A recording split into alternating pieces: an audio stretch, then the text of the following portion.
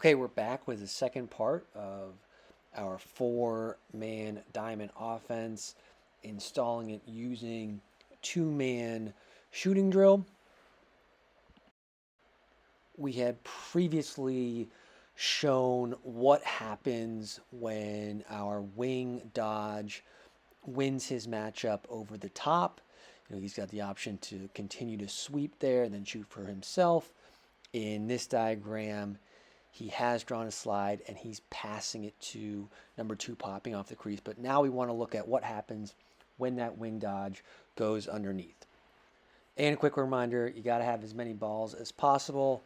We even like to count the balls at the start of the practice and then count them at the end to keep the boys accountable. The more balls you have, the less time you spend shagging them, the more time you can spend shooting. Okay, so this is what it's going to look like if our Dodger wins his matchup underneath.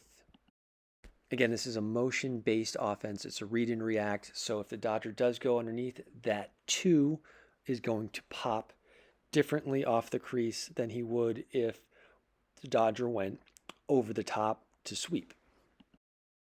To set this dodge up, we want the Dodger to be facing the opposite sideline, hips facing the opposite sideline. He's got to try to sell like he's going over the top to further back up that on-ball defenseman and to create room underneath. The more room that he has underneath, the better off his angle is going to be when he does decide to shoot it.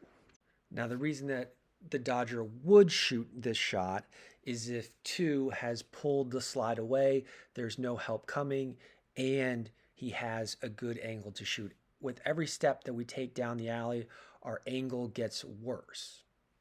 Okay, so when we are shooting, we want to try to get our stick head back to the middle of the field. I found a nice clip of a Utah midi doing this against Denver early in the year. I'll try to include more of these clips as they pop up, but you can see his stick head comes from his right hand to his left hand, so the stick head sees more of the net. That Dodger can carry it on his outside hip and then switch hands back to the middle. We would like to say, have them thinking about it as they're chopping wood with an axe. If they're more comfortable keeping it in their strong hand, which is on the outside, that's okay too. But make sure that you're setting those rules before the drill starts so you know what to watch for. You don't want to give them kind of free range to do whatever they want because then you can't correct on the fly. One more time looking at the diagram, this illustration isn't the best in terms of the path the Dodger takes.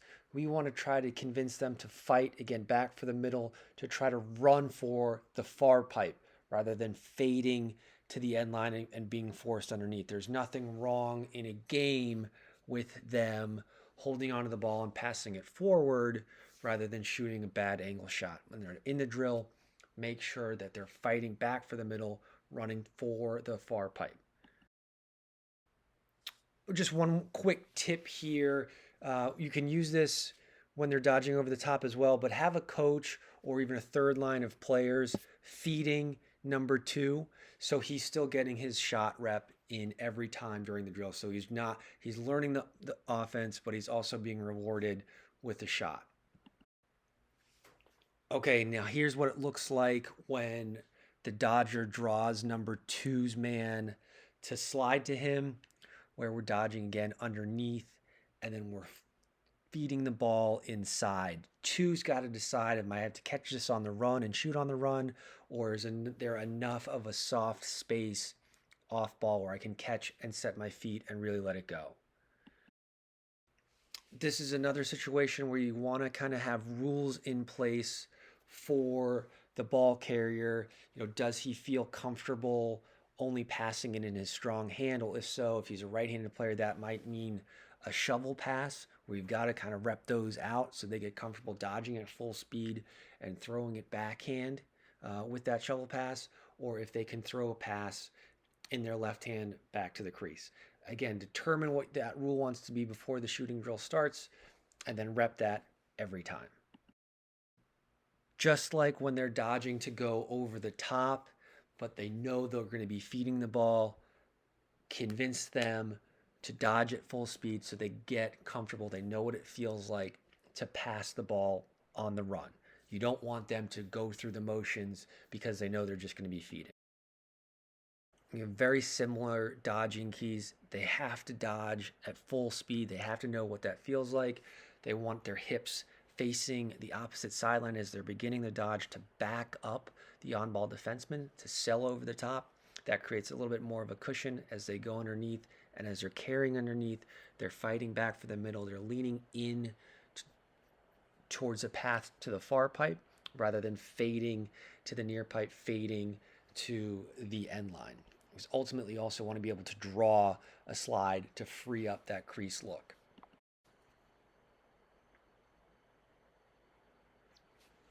Okay, and then shooting on the run, it's going to be, a coach's decision on your part. Are they keeping their sticks down the alley and possibly shooting in their offhand, or are they switching hands to get the stick head back to the middle of the field?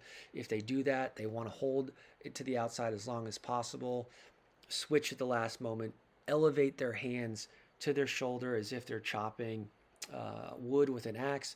Their hands go up and then they come straight down again. We want to be shooting overhand for the far pipe. That crease pop has to feel for that open space, and then they're trying to sense what's happening behind them. Are they able to catch with their feet stationary and shoot stationary? Or do they have to catch on the run and then shoot on the run because the backside help is collapsing?